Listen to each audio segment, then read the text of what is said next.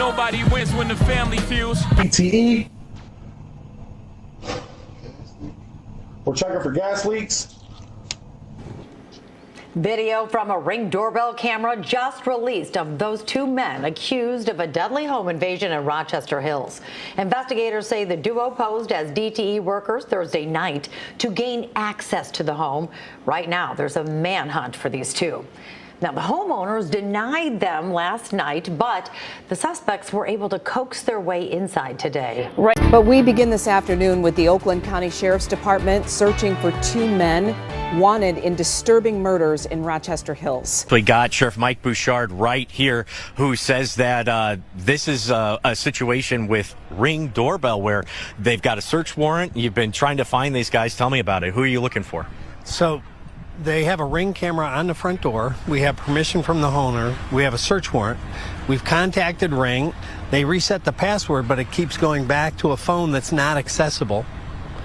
And as a result, we can't access the image. I could give you images of our suspects right now that we're looking for if Ring simply help us. So am I frustrated? Beyond words. Jury is a personal preference at this point. And depending on who you talk to, some might say jury is a scam. But sometimes where you at in life can dictate that decision. Imagine spending 20 to 100K plus on jury when the money flowing, but then it dried up and you realize the jury you thought you have some form of equity in is nearly gone. Nowhere near the price you paid for it. Ultimately, you've been scammed by your local jeweler. Now, if you feel scammed or not, really, again, that's a personal preference. But is that your fault for not doing proper homework, or the jeweler for basically getting over what almost every jeweler in the game doing to this day? Now, fam, I'm not telling you whether it is or not. I'm going to leave that for you guys. But I want to play devil advocate and have both sides come to the forefront. Now, some people don't care about the price because they can afford it. It looks good to them and the perception. And once again, that's a personal preference. I give you an example. Recently, a popular YouTuber had went to his new YouTube channel to explain why he stopped wearing all of his jewelry.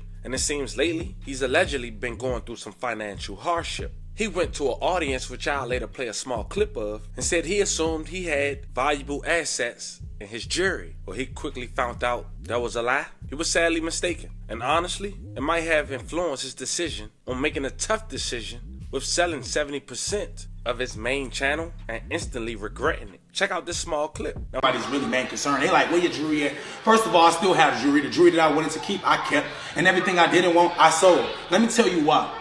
I'm scrolling on Instagram and I see the price of gold just went up. A kilo is now $1 million. What does CJ say? Oh, this is great news to me.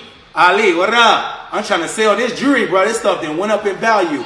Oh, well, CJ, actually, I scammed the freak out of you and your jewelry didn't go up at all. You actually lost majority of the value and now you only have like 10% equity in your jewelry. So, I mean, basically, you got scammed. How do you want to go about it? We arguing on the phone. This is impossible. How is this? Well, your jewelry's 10 karat gold. Okay, this is my first time hearing about this. I know some of y'all are different. I never took off my chain, looked at the back and said, where's the engravings? What kind of gold is this? I didn't do that. Is that my fault? Yeah, let me tell you why it's my fault. I'm hanging around people who don't know anything. I'm hanging around people who didn't advise me otherwise. So I just go in there and say, I'm to the jewelry, because that's everybody's really main concern. They like, where your jewelry at? First, my chain to look like this and to say that. And he said, well, give me 100K. Give me 60K, give me 80K, give me 70K, give me 60K again, give me. And I'm just saying, okay, here. And now you're presenting to me the most cheapest jewelry possible that look good because it's shining though. With some lab-grown diamonds. Bro, this is earth. I ain't hearing that. That jewelry did not make me. I made that jewelry. So, long story short, the jewelry that I had wasn't worth anything. More specifically, I paid $100,000 for a chain, right? He said it was worth 7K. How would you feel? Would you want to wear that? Would you? You probably would, but not me. I'm not walking around with this in my head saying, it looks good, it costs a lot, but it ain't worth anything. That's why every time an older person would come up to me and say, is it real?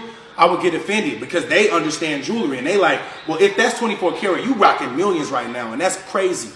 And them knowing that and me not knowing that made me look like the fool that I was. So, fam, the real reason we here today and why I just said all that is because today I come to you talking about the second known jeweler in the last couple of years in Michigan to be gunned down in a gruesome fashion. And with both situations, the men was gunned down with their wife in the same area. One in the house and one in a vehicle. But this time it happened in the comfort of someone's home. $1 million plus neighborhood. A man was executed in his own home by two men posing as fake city workers. I have the doorbell footage which I'll later play, providing fake info on a gas leak. But you'll later hear in the story, that wasn't the first time in the last 24 hours those two men had showed up to their home. Now this story is very fresh, and as of today, October 11, 2024, there's an active manhunt for the alleged perpetrators. Today we shine light on this story while going over the public facts and the detail. Before we go over this one, I want you guys to remember, I don't give you no angle, I just give you the story. So with that being said,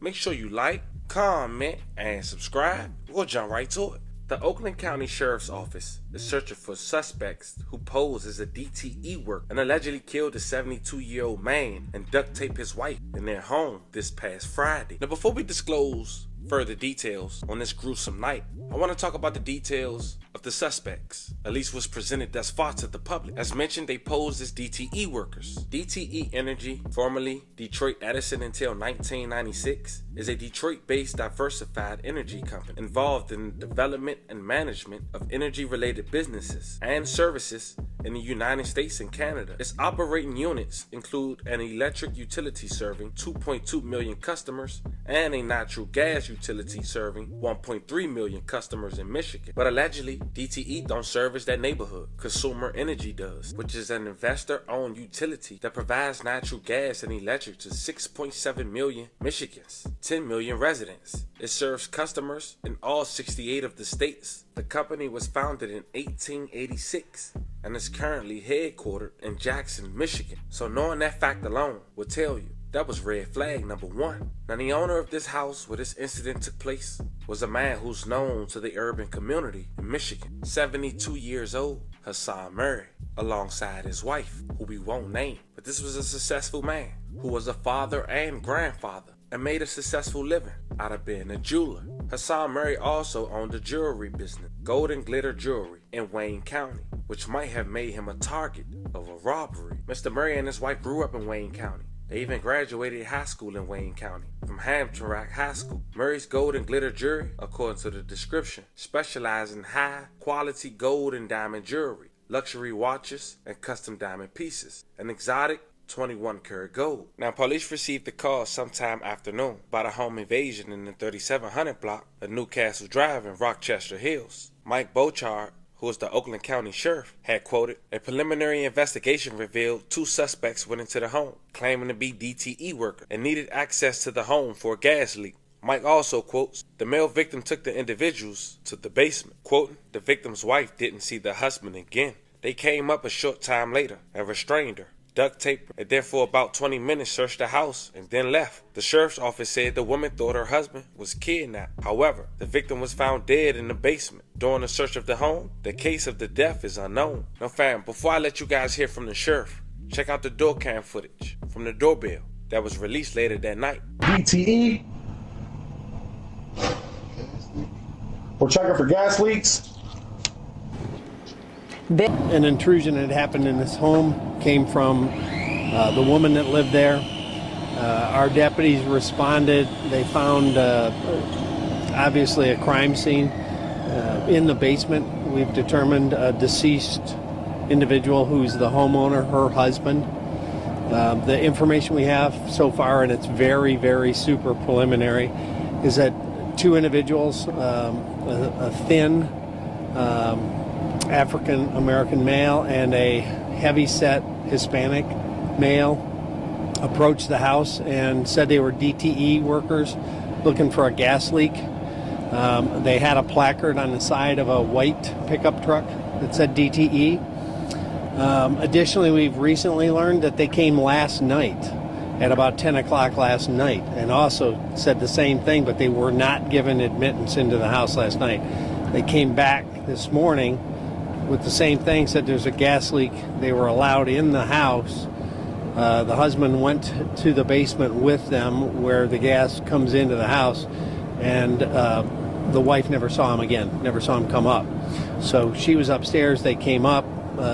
Again, all early information, apparently duct taped her and then searched the house for about 20 minutes, and then they left. He was found, again, deceased in the basement. We're not sure exactly the cause, quite frankly, because there was so much blood. We're not sure whether it was any kind of gunshot or blunt force trauma or what caused his injuries at this point. And you said that they came in, so did they take anything? We don't know that. The only two people that were home, one's deceased and the other's at the hospital, obviously traumatized. He apparently owns a business in Wayne County. That's a link that we're looking into as well. So you want to know, it's early, but what they were after. Right. What's in the home. Right, exactly. So lots of times when people are small business owners, they become a target for assets or cash that sometimes they may bring home. We've seen that in some of the high-end burglaries. So that's a possibility that we're looking into as well. The DTE truck been found, or are they still in it and they drove Has that not off? been found. So can you describe it for us? If you were All we have, and we're trying to access area cameras. If anybody's had any footage or any video that happens to live in this neighborhood, we'd love to have it, see it, share it. It was allegedly a white DTE placard on the side, could have been magnetic, a white pickup truck. They're out there. We don't know if they're armed. We don't know if this gentleman was shot. Yeah, we don't know if they're armed with what, but very dangerous, obviously, given that they've done what they did here today. Safe missing? Were they after a safe? We don't know any of that. She is at the hospital being treated, and that's the only person that has that kind of information for us right now. The house. Stressed. She's not injured. I don't know if there's any injuries. They took her obviously right to the hospital, so that's kind of a work in progress. And we just obtained a search warrant to be safe. So now our crime lab and our latent prints and our DNA team and all those folks will be going in there to fully process the scene. If anybody, again, has home surveillance systems that may have captured individuals walking around last night, obviously we now know that they were here last night or today. Anytime between, let's say, 9 o'clock last night and noon today, if you have footage in this neighborhood or any neighborhood nearby, frankly, we would appreciate hearing from you. What's the scene like on the inside of the house? Is it ransacked? I didn't go in yet because they were getting a search warrant, and now, before our DNA and other folks go in, so I haven't seen the house. I do know, as I said, that they were searching the house for at least 20 minutes once they came back upstairs and restrained her, duct taped her. Where did they duct tape her? Upstairs. Upstairs. On the And main he's in floor. the basement. And he was in the basement. Did they describe for a minute. They come in with a gas leak, and then what did they?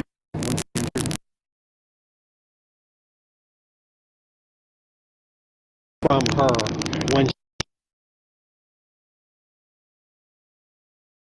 they were allowed in, he went with them downstairs to check if and where the gas leak may be, the alleged gas leak, and then she didn't see him again.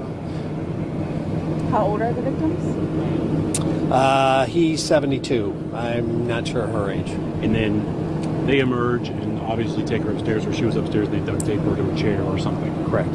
How do we know that they came here last night? Apparently she told that to one of our detectives at the hospital. Okay.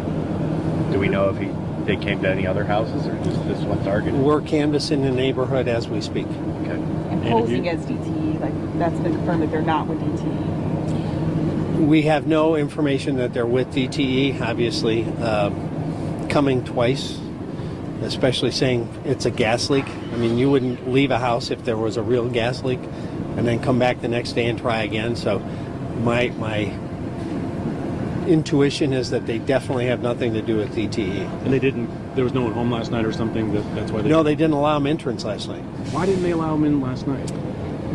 For whatever But then reason. they did today. Yeah, they denied it last night. Maybe today they felt more comfortable in the daylight. I don't know. That's all part of the investigation. And most people probably would say, okay, let's check it out. But you can have the door there.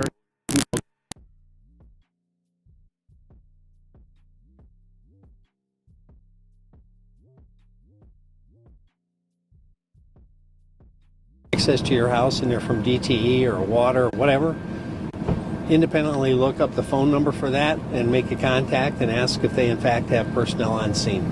And you won't mind a 911 call? No, absolutely not. But I mean, you wouldn't call 911 if somebody just says they're with the utility, but don't let them in. But if you have reason to believe that there's a danger, absolutely call 911. With the victim, I know the wife was bound, but was he bound as well? I don't think so, but again, I haven't seen the crime scene yet. They had a real DTE truck, or just trying to figure that out? We don't have much of the visual we have on it is a very blurry so far, and it could be a metal, or excuse me, a magnet placard just on the side of a regular pickup, pickup truck. Okay, white no pickup model, truck. anything like that. No, it's kind of blurry. That's why we're looking for other cameras that may have a better view. They could give us a little more detail. We don't know what they were wearing or anything like that. Uniforms, anything of that nature. And investigating as a homicide, I think you might have mentioned. 100%. You'll know if they were after something, if they got what they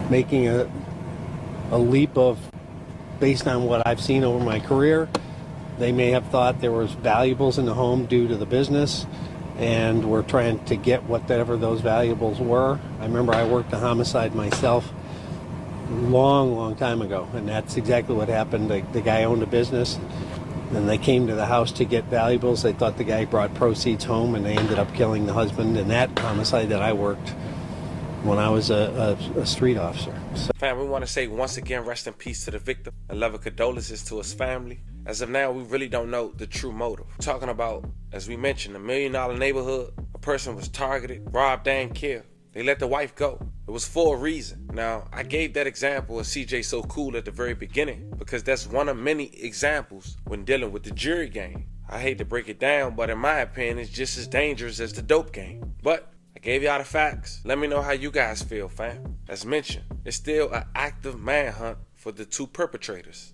As more developed, I'll keep you guys updated. This was the local jeweler in Michigan who was gunned down in gruesome fashion inside his home in the presence of his wife by two men dressed up as local DTE workers for a local gas leak. Talk to me in the comments. Don't forget to like and subscribe. Until then, I'll catch you guys on the next one.